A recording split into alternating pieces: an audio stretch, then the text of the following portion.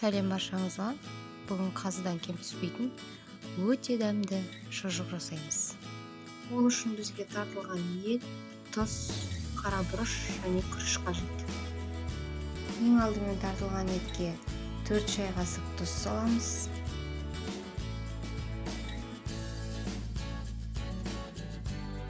Одан соң 2 шай қасық қара бұрыш саламыз.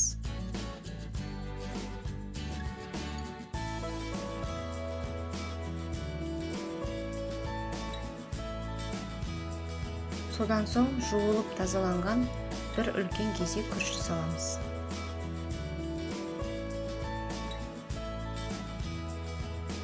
Барлығын жақсылап араластырамыз.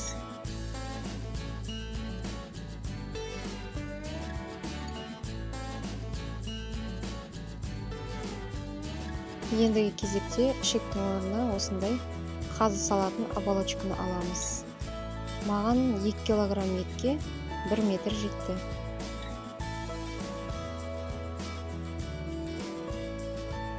Видеода көрсетілгендей осылай тығыздап саламыз.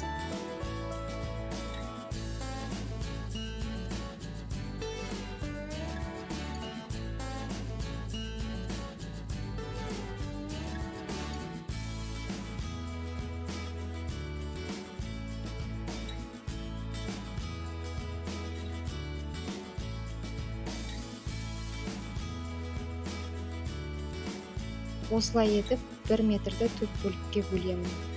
Немесе 1 метрді 1-ден 4 бөлікке бөліп фаршын салсаңыздар да болады.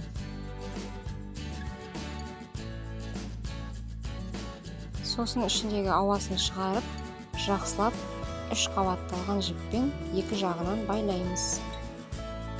Қалған бөліктерінде осылай жасаймыз.